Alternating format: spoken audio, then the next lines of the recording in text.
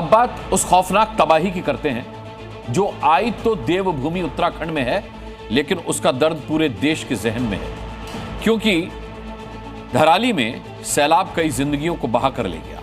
जहां मकान, दुकान, बाजार थे, वहां अब मलबे का राज है। कैसे जिंदगी को बचाने के लिए वहां मेगा ऑपरेशन चल रहा है और उसमें कितनी दिक्कतें ग्राउंड जीरो से आ रही हैं, आपको ग्राउंड जीरो से जी न्यूज़ दिखाएगा कि घटनास्थल पर पहुंचना ही टेढ़ी खीर क्यों है।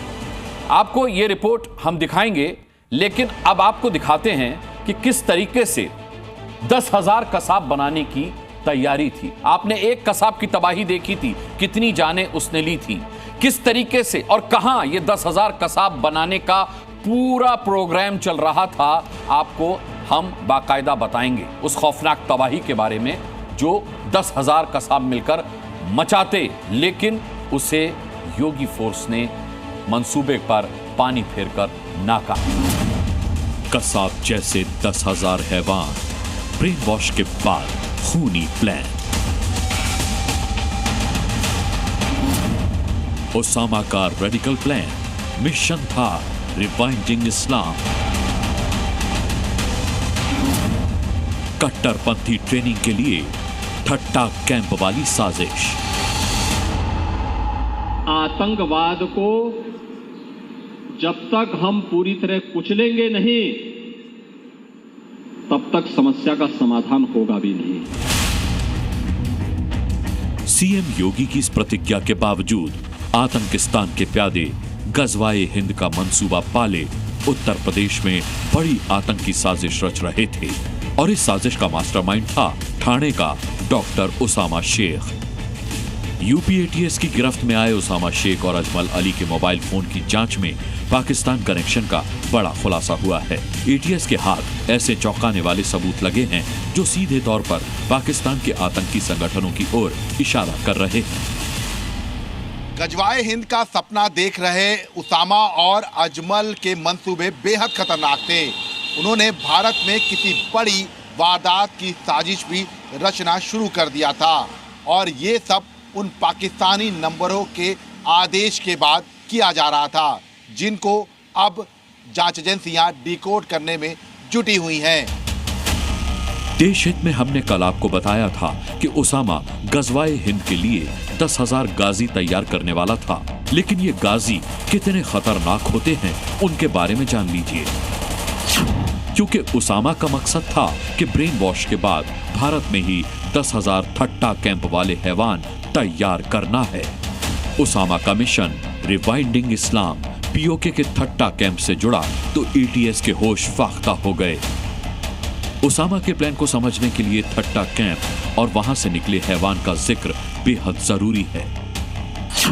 ठट्टा कैंप पीओके में बनी वो आतंकी फैक्ट्री है जहां से अजमल, आमिर, कसाब जैसे हैवान की ट्रेनिंग हुई थी। ठट्टा कैंप से निकलने के बाद कसाब ने जिस खूनी खेल को अंजाम दिया उसे पूरी दुनिया ने देखा और उसने पूरी दुनिया को दहला दिया।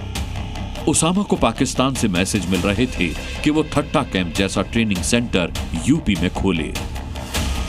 रिवाइविंग इस्लाम ग्रुप में कसाब के ट्रेनिंग सेंटर के जिक्र ने भी जांच एजेंसियों के होश फाख्ता कर दिए हैं। इसके साथ ही गजवाए हिंद के लिए बकायदा आईईडी ब्लास्ट करने की जो तमाम ट्रेनिंग के टिप्स हैं वो भी उस ग्रुप में पाए गए हैं।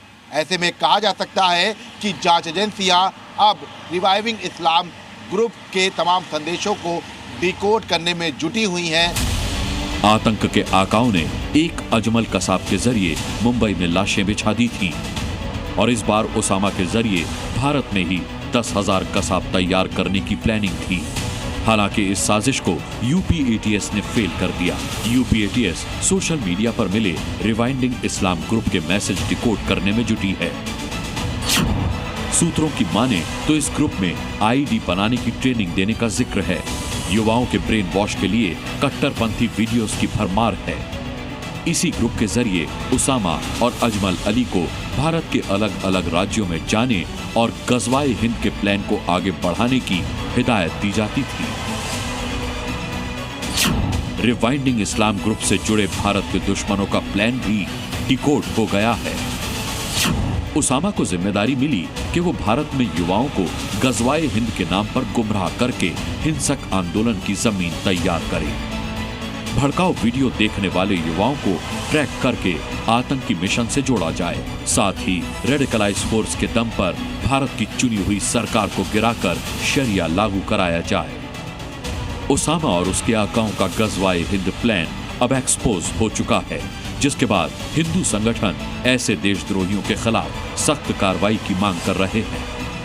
जो भी व्यक्ति इस टाइप की योजना बनाता है, देश विरोधी ताकत में संलिप्त रहता है, ऐसे व्यक्ति को निश्चित रूप से राष्ट्रीय सुरक्षा अधिनियम एक्ट के अंतर्गत तत्काल उसको मुकदमा कायम होना चाहिए। उसामा शेख और अजमल अली ATS की गिरफ्त में हैं और अब तलाश हो रही है इनसे जुड़े उन लोगों की जो कसाब बनने का ख्वाब देख रहे थे।